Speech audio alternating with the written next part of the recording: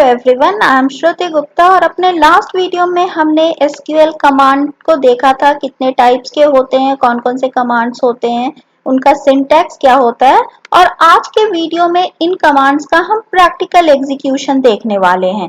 तो अगर आप अपने सिस्टम पर भी ये कमांड्स चलाना चाहते हैं तो माई एसक्यूएल आप डाउनलोड कर सकते हैं ओरेकल की साइट से। ये फ्री ऑफ कॉस्ट डाउनलोड हो जाता है, तो इसको डाउनलोड करके आप कमांड्स को रन करके देख सकते हैं। तो इस वीडियो में हम देखने वाले हैं डेटाबेस कैसे क्रिएट करते हैं, टेबल कैसे क्रिएट करते हैं, उसमें रिकॉर्ड इंसर्ट अपडेट डिलीट करना, साथ ही साथ टेबल के स्ट्रक्चर में चेंज करना, टेबल को डिलीट करना, ये सारी चीजें आज हम इस वीडियो में देखने वाले हैं। तो चलते हैं माई एसक्यूएल पर। तो माई एसक्यूएल ओपन करने के लिए हम माई एसक्यूएल ऐप में जाएंगे, वहां से MySQL 8.0 command line client option select करेंगे। अब यहाँ आपसे पासवर्ड पूछेगा, तो यहाँ मैं पासवर्ड एंटर करने जा रही हूँ टाइगर, और आपको MySQL का कमांड प्रॉम्प्ट कुछ इस तरीके का दिखाई देगा। तो यहाँ आपको कमांड एंटर करने हैं। सबसे पहले मैं चेक करना चाहती हूँ कि हमारे सिस्टम में कौन कौन से एग्जिस्टिंग डेटाबेसेस हैं। तो उसके लिए शो डेटाबेसेस कमांड हम यूज कर सकते हैं। तो यहाँ आप देख सकते हैं जो जो डेटाबेस हमारे सिस्टम पर बने हुए हैं उनका ये नेम डिस्प्ले कर रहा है। अब अगर मैं खुद का अपना डेटाबेस बनाना चाहती हूँ तो create database, database name, suppose मैं डेटाबेस 1 नाम दे रही हूँ। तो क्रिएट डेटाबेस, डेटाबेस 1, यानी मेरे डेटाबेस का नाम क्या है, डेटाबेस 1। और आप अप एरो से प्रीवियस कमांड देख सकते हैं। तो वापस मैं शो डेटाबेसेस कर रही हूँ, तो अब देख सकते हैं आप डेटाबेस 1 ये यहाँ डिस्प्ले हो रहा है। इसका मतलब हमारा डेटाबेस बन चुका है। अब अगर इस डेटाबेस को मैं यूज करना चाहती हूँ तो यूज डेटाबेस 1 जो हमारा बनाया हुआ डेटाबेस था। तो ये देख सकते हैं यूज डेटाबेस 1 से हम डेटाबेस 1 में आ जाएंगे। तो डेटाबेस चेंज। तो डेटाबेस क्या है, कलेक्शन ऑफ टेबल्स। तो इस डेटाबेस के अंदर हम टेबल्स क्रिएट कर सकते हैं। सबसे पहले मैं स्क्रीन क्लियर करना चाहती हूँ, तो मैं सिस्टम cls कमांड यूज करती हूँ। किसी भी कमांड को टाइप करने के बाद फाइनली सेमीकोलन एंटर करना पड़ता है। तो अब हमें क्या करना है, अब हमें टेबल क्रिएट करना है। तो क्रिएट टेबल, टेबल का नेम सपोज स्टूडेंट। अब यहाँ मैं जो जो फील्ड्स उसमें जो जो एट्रीब्यूट्स देना चाहती हूँ वो दे सकती हूँ, जैसे roll number, integer, name, varchar 20, और हर कॉलम के बाद, कॉलम नेम के बाद से कॉमा यूज किया जाता है। Then if I want marks float,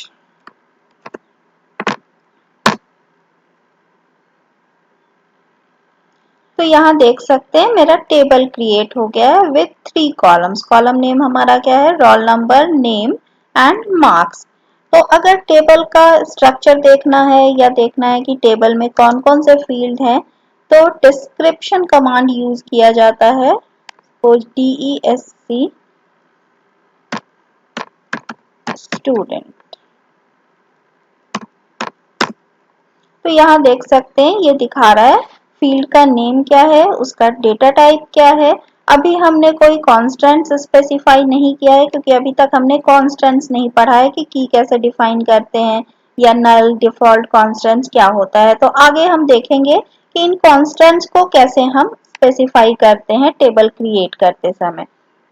now if I want to insert records in this table, तो इंसर्ट करने के लिए क्या यूज करते थे हम?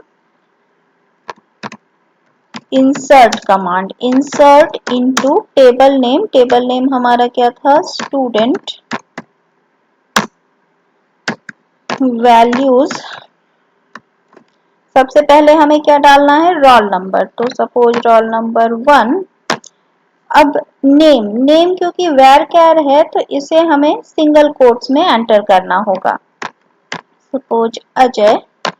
और तीसरी वैल्यू हमारे मार्क्स, तो सपोज 450.5।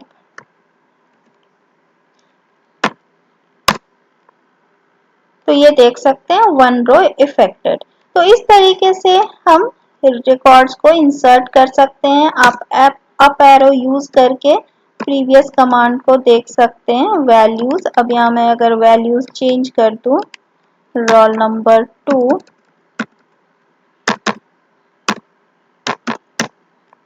दोबारा टाइप करने से हम बच सकते हैं अप एरो को यूज करके। तो देख सकते हैं एक और रिकॉर्ड इंसर्ट हो गया। तो इस तरीके से हम किसी भी टेबल में रिकॉर्ड्स को इंसर्ट कर सकते हैं। अगर मैं सारी वैल्यूज इंसर्ट नहीं करना चाहूं, सपोज सिर्फ मैं roll number and name enter करना चाहती हूँ, अभी मार्क्स में अभी एंटर नहीं करना चाहती हूँ, तो वैल्यूज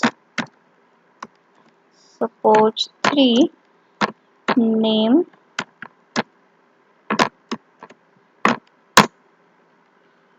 तो देख सकते हैं इस तरीके से हम सारे फील्ड्स में वैल्यू नहीं डाल के किसी स्पेसिफिक कॉलम्स में वैल्यू डाल सकते हैं। तो यहाँ हमें कॉलम नेम स्पेसिफाई करना होगा, साथ ही साथ उसी सीक्वेंस में वैल्यू इंसर्ट करनी होगी।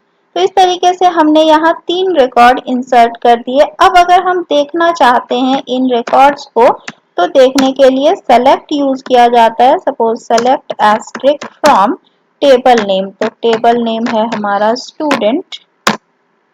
तो ये देख सकते हैं तीनों दिखा रहा है, लेकिन क्योंकि थर्ड रिकॉर्ड में हमने मार्क्स की वैल्यू नहीं इंसर्ट की थी तो ये नल दिखा रहा है। अब सपोज किसी कंडीशन के बेस पर हम देखना चाहते हैं, सेलेक्ट एस्ट्रिक फ्रॉम स्टूडेंट। इसके साथ ही मैं अगर कोई कंडीशन देना चाहती हूँ तो यहाँ हम स्पेसिफाई कर सकते हैं where roll number equal to suppose 2। तो ये सिर्फ रोल नंबर 2 वाले रिकॉर्ड को दिखाएगा। तो इसी तरीके से हम एक से ज्यादा कंडीशन दे सकते हैं। सपोज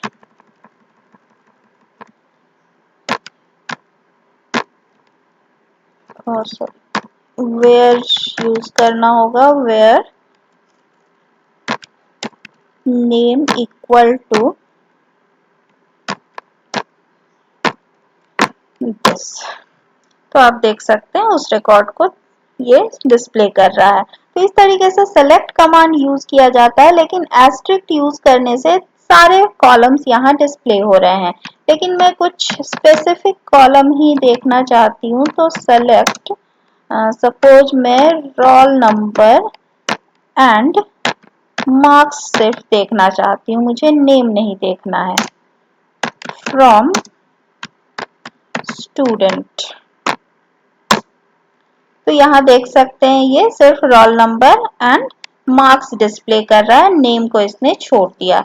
लेकिन इसके साथ अगर मैं कंडीशन भी देना चाहूँ, where roll number equal to 2, तो देख सकते हैं सिर्फ एक ही रिकॉर्ड दिखा रहा है। यानी यहाँ हमने कॉलम नेम स्पेसिफाई किया तो ये सिर्फ उन्हीं कॉलम को दिखा रहा है। वेयर के साथ हमने कंडीशन डाली तो जो रो उन कंडीशन को सेटिस्फाई करते हैं ये सिर्फ उन्हीं को दिखाएगा।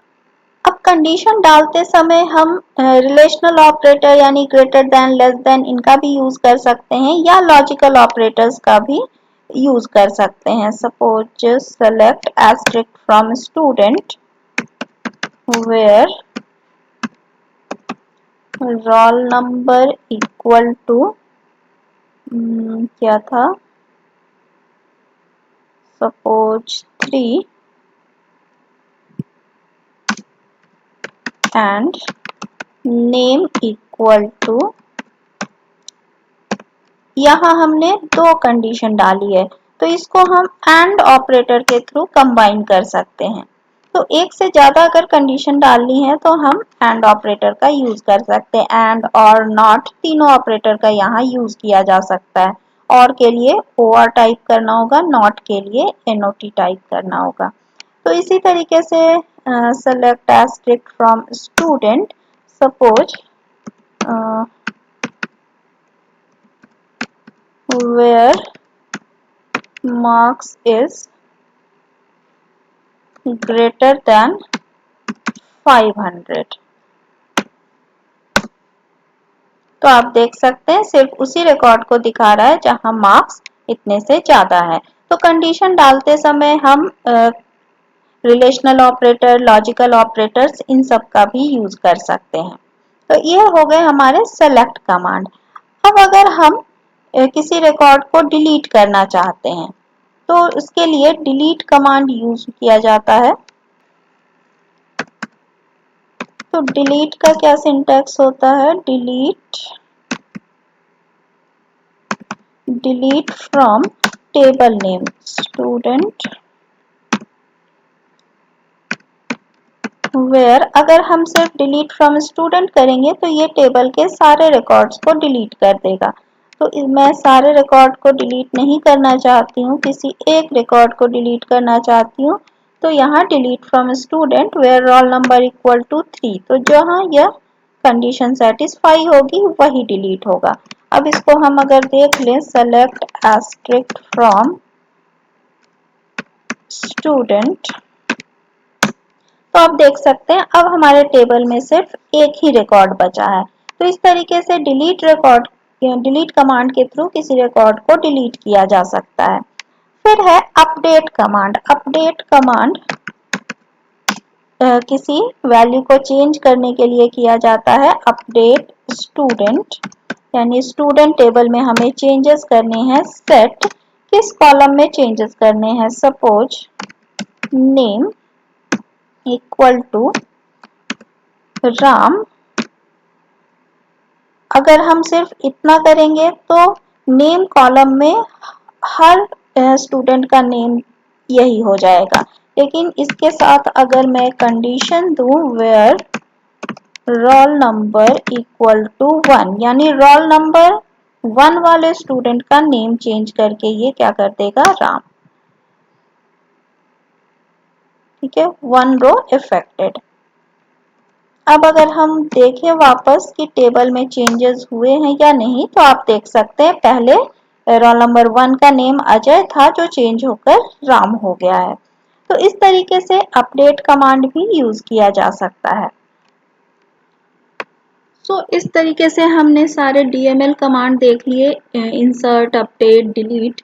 अब अगर मुझे टेबल के स्ट्रक्चर में कोई चेंज करना है, सपोज मैं एक नया कॉलम इसमें यूज करना चाहती हूँ, तो इसके लिए ऑल्टर कमांड यूज होता है। ऑल्टर टेबल, टेबल का नेम। वैसे लास्ट वीडियो में हमने इस पर डिस्कशन किया था। अगर आपने वह वीडियो नहीं देखी है तो आप जाकर देख सकते हैं, जिसका लिंक मैं नीचे डिस्क्रिप्शन बॉक्स में दे दूंगी। यहाँ मैं एक नया कॉलम ऐड करना चाहती हूँ, सिटी। तो स्टूडेंट टेबल में एक नया कॉलम ऐड हो जाएगा, city, with data type varchar। अभी तक हमारे टेबल में 3 ही कॉलम थे। अब अगर हम देखें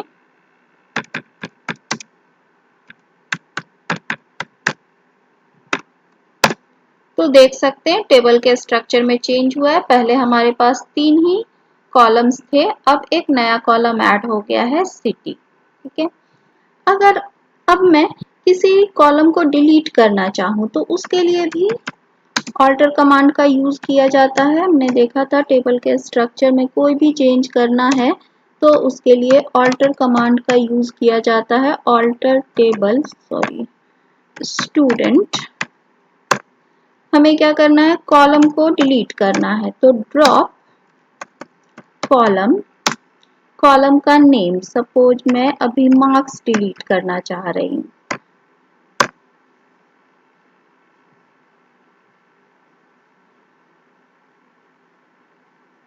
तो देख सकते हैं यह क्वेरी एग्जीक्यूट हो गई है। अब वापस अगर हम DESC स्टूडेंट करें तो अब हमारा मार्क्स कॉलम डिलीट हो चुका है। अब हमारे पास सिर्फ रोल नंबर, नेम, सिटी बचा है। अब अगर हम ट्रंकेट कमांड का यूज करें, ट्रंकेट कमांड भी आपने पढ़ा था कि किस लिए यूज किया जाता है। यह टेबल के रिकॉर्ड को डिलीट कर देता है। तो ट्रंकेट टेबल स्टूडेंट, यानी ये हमारे टेबल के रिकॉर्ड्स को डिलीट कर देगा, लेकिन ये टेबल के स्ट्रक्चर को डिलीट नहीं करता है। अगर हम देखें select asterisk from student, तो ये दिखा रहा है empty set।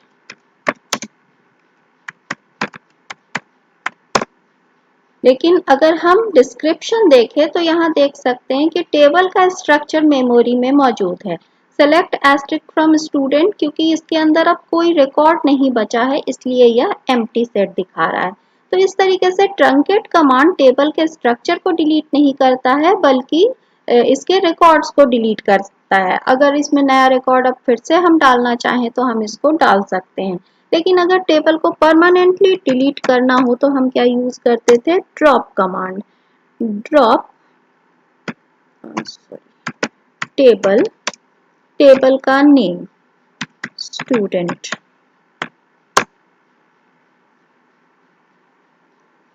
अब अगर हम देखें डिस्क्रिप्शन स्टूडेंट, तो ये देख सकते हैं database 1.student does not exist, यानी ये टेबल का पूरा स्ट्रक्चर डिलीट हो जाता है। तो इस तरीके से आज के वीडियो में आपने सारे कमांड्स देखे एसक्यूएल के, सारे तो नहीं लेकिन हाँ मोस्टली जो यूज में आते हैं, जो मोस्ट इम्पॉर्टेंट कमांड्स हैं उनको हमने देखा। अगर ये कमांड्स आपको समझ में आए तो वीडियो को लाइक, शेयर एंड सब्सक्राइब करें, साथ ही नोटिफिकेशन बटन को ऑन करें। And thanks for watching this video.